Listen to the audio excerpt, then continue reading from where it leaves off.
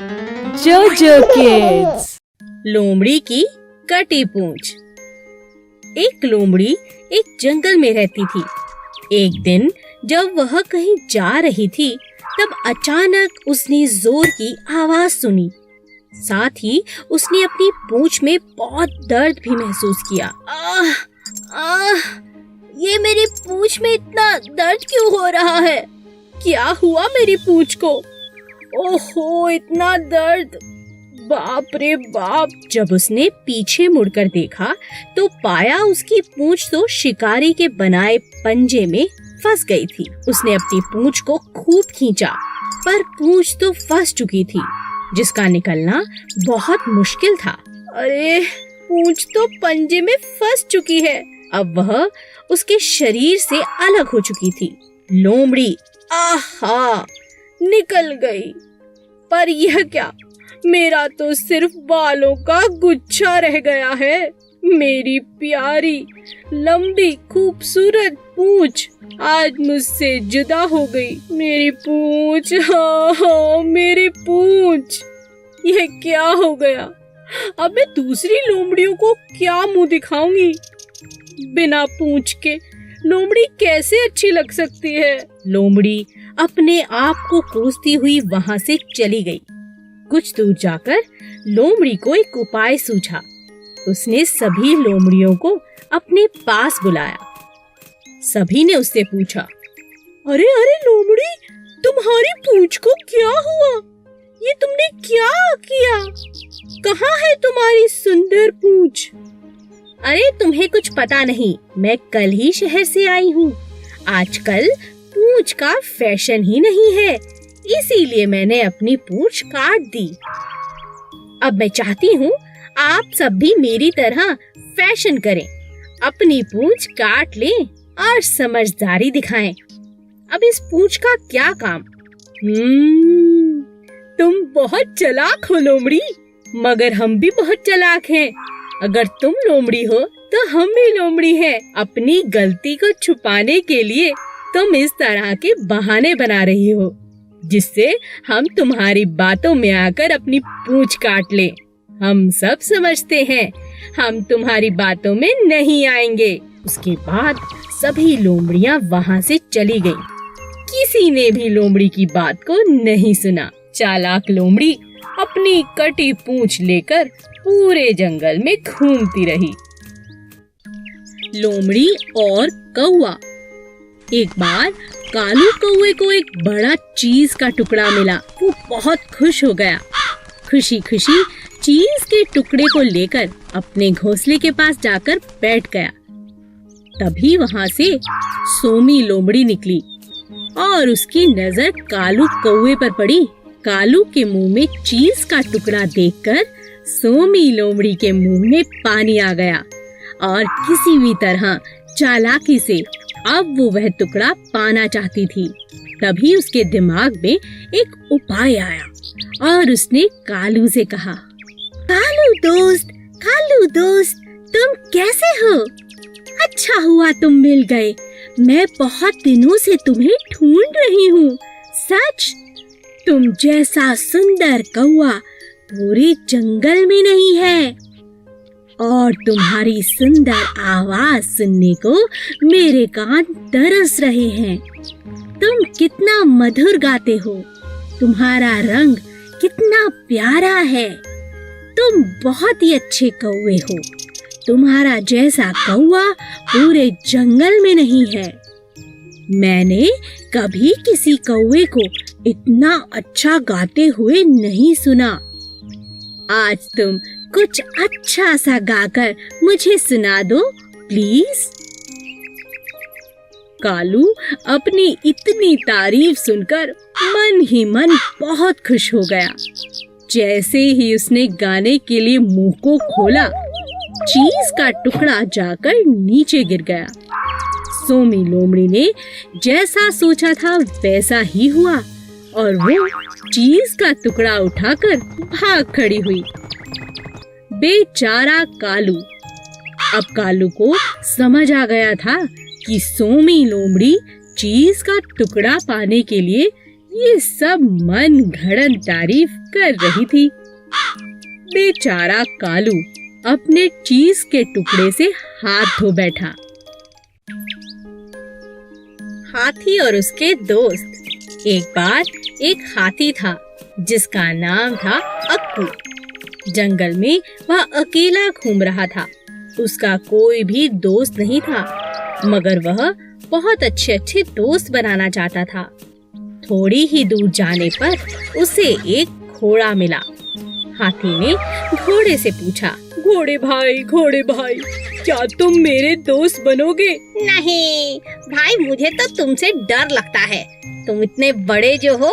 हाथी मायूस होकर आगे बढ़ गया। आगे जाकर उसने देखा खरगोश कहीं कुछ खा रहा है।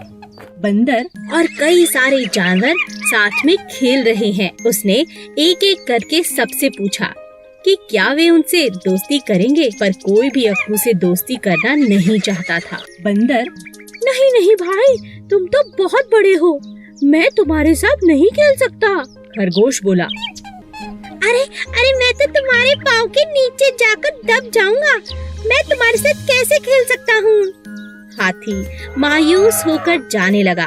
तभी अचानक कहीं से शेर आया और सभी जानवरों को खाने लगा। उसने किसी जानवर को नहीं छोड़ना था, एक एक करके सबको खा जाता। सभी जानवर इधर उधर भागने लगे। हाथी को शेर की यह बात बिल्कुल अच्छी नहीं लगी, तो उसने शेर को एक जोर की लात मारी। शेर वहाँ से भाग गया। इतने में सभी जानवर हाथी के पास आए। बंदर, हाथी, तुम तो बहुत सच्चे दोस्त हो, मैं तुम्हारा दोस्त बनूंगा। खरगोश बोला, तुमने तो हमारी जान बचा ली, मैं भी तुम्हारा दोस्त हूँ। यह सब सुनकर हाथी बहुत खुश हो गया और हाथी उनके साथ खूब खेलता, खूब मस्ती करता और उनका ध्यान भी रखता। एक घने जंगल में एक पेड़ पर कालू कौवा अपना घोंसला बनाकर रहता था। उसी पेड़ के नीचे एक सांप का बिल था। एक दिन कालू जब भोजन की तलाश में गया तो पीछे से सांप ने उसके अंडों को खा लिया। जब कौवा वापस अपने घोंसले में आया तो अपने बच्चों को ना पाकर बहुत उदास हो गया। कौवे को सांप पर शक भी हुआ और उसने फिर सांप से पूछा, भाई सांप, क्या तुमने किसी को मेरे घोंसले की तरफ आते देखा? किसी ने मेरे अंडों को खा लिया है? नहीं, मैंने किसी को नहीं देखा, मुझे नहीं पता तुम्हारे अंडे किसने खाए। कुछ समय बाद फिर से ऐसा ही हुआ, पर इस बार कौवे ने सांप को अपने अंडे खाते हुए पकड़ लिया। अच्छा, अब समझ आया, तुम ही मेरे अंडों को खा जाते हो। मुझे तुम पर पहले ही शक था। तुम्हारी इतनी हिम्मत कैसे हुई, मेरे अंडों को खा गए? मुझे भूख लगी थी, इसीलिए मैंने तुम्हारे अंडों को खा लिया। तुम मेरा कुछ नहीं बिगाड़ सकते। इतना कहकर सांप अपने बिल में चला गया। कालू बहुत उदास हो गया और उसने सांप से बदला लेने की सोची। फिर वह उड़ता हुआ राजा के महल की तरफ चला गया। तभी उसकी नजर महारानी पर पड़ी, जो तालाब में स्नान कर रही थी। महारानी के कीमती जेवर तालाब के किनारे पड़े थे, जिनकी निगरानी उनके सिपाही कर रहे थे। कालू कौवे को एक उपाय सूझा। वह एक लंबा सा हार अपनी चोंच में फंसाकर उड़ने लगा। सभी सैनिक कौवे का पीछा करने लगे। कालू ने चालाकी से उस हार को सांप के बिल में डाल दिया। जब सैनिकों ने बिल में डंडा मारा, तब बाहर निकला सांप, जिसके गले में महारानी का हार था। सैनिकों ने पीट पीट कर सांप को जान से मार दिया और हार ले लिया। इसी तरह कालू कौवे ने सांप से अपना बदला ले लिया। एक सीधा सादा हाथी और एक चालाक लोमड़ी दोस्त थे। दोनों साथ में घूमा करते थे। एक दिन वो दोनों भोजन की तलाश में जंगल में इधर उधर घूम रहे थे कि रास्ते में उन्हें एक शेर मिला। आओ, मुझे तुम्हारी ही तलाश थी। अब तुम दोनों में से एक मेरा भोजन बनेगा। यह सुनकर हाथी बहुत घबरा गया। उसने लोमड़ी से कहा, तुम शेर से बात करके देखो। ठीक है।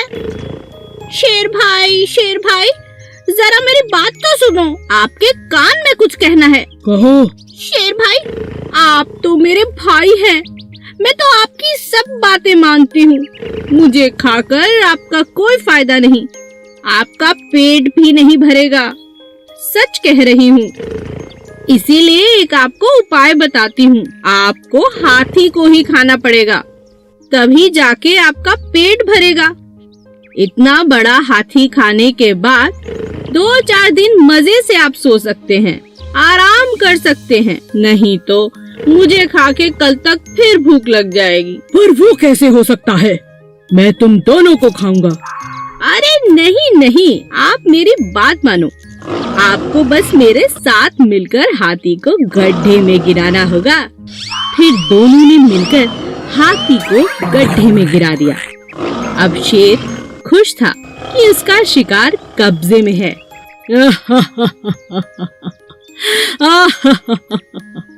अब तुम इधर आओ चालाक लोमड़ी, खुद को बहुत चालाक समझती हो। अपने प्रिय दोस्त हाथी को भी मेरे लिए धोखा दे दिया। ऐसा कहकर शेर ने लोमड़ी को अपने पंजों में पकड़ लिया और उसे खा गया, जो दगाबाज थी। चींटी और हाथी।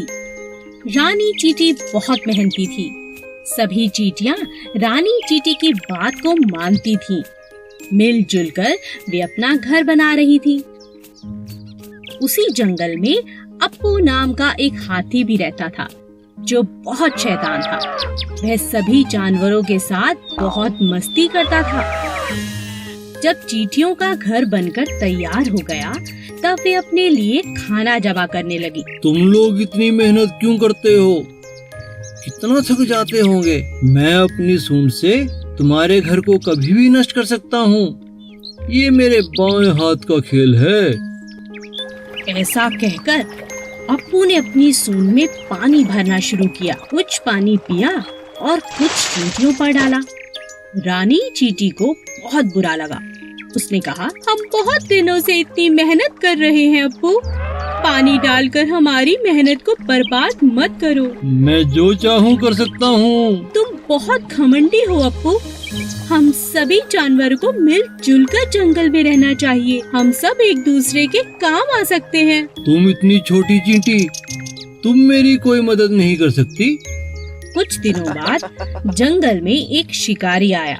उसने अप्पू को पकड़ने के लिए जाल फैलाया और अप्पू उस जाल में फंस गया। तभी रानी चींटी की नजर शिकारी पर पड़ी। उसने अप्पू हाथी की जान बचाने की सोची।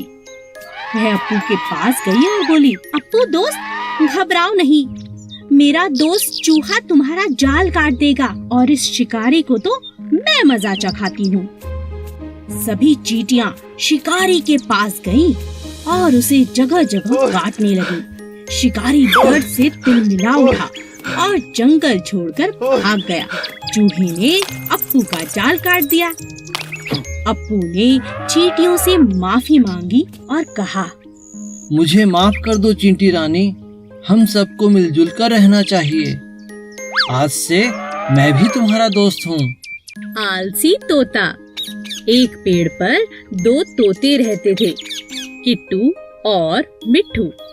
एक बहुत आलसी और दूसरा बहुत ही समझदार था। एक दिन समझदार तोते ने देखा कि पेड़ की जड़ से एक बेल निकल गई है, जो पेड़ का सहारा लेकर चढ़ती जा रही है। अरे देखो, हमारे पेड़ पर एक बेल ऊपर की तरफ आ रही है। चलो मिलकर इसे काट दें। मुझे तुम्हारी सहायता चाहिए दोस्त। मैं अकेले इस बेल को नहीं काट सकता। आज तो मैं बहुत थका हुआ हूँ, हम कल काट लेंगे। ठीक है दोस्त, पर हम कल इसे जरूर काट लेंगे। अगले दिन फिर से तोते ने मिट्ठू को आवाज लगाई। मिट्ठू मिट्ठू देखो, बेल तो दिन प्रतिदिन लंबी होती जा रही है। आओ इसे काट दें। कहीं शिकारी आ गए तो इसके सहारे हमारे बच्चों तक पहुंच जाएंगे। तुम्हें इतनी जल्दी क्या है? कर लेंगे। मिट्ठू, तुम बात को समझो। अभी तो बेल नाजुक है, मिलकर हम इसे काट सकते हैं। अगर ये सख्त हो गई तो इसे काटना बहुत मुश्किल होगा। ऐसा करते करते कई दिन निकल गए और बेल पक्की हो गई। तोता रोज मिट्ठू को आवाज लगाता, लेकिन मिट्ठू कोई ना कोई बहाना बनाकर टाल देता। किट्टू तोता अपने बच्चों को लेकर दूसरे एक ऊंचे पेड़ पर जाने को मजबूर हो गया, क्योंकि उसे पता था कि मजबूत बेल के सहारे कभी भी शिकारी आकर उसके बच्चे ले जा सकते हैं। मिट्टू, मैं अपने बच्चों के साथ दूसरे एक ऊंचे पेड़ पर रहने जा रहा हूँ। क्या तुम भी चलोगे?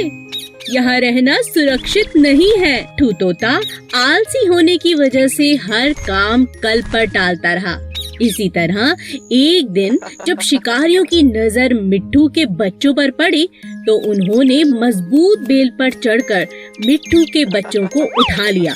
अंत में मिट्ठू को अपने आलसीपन के कारण बहुत पछताना पड़ा। Please subscribe.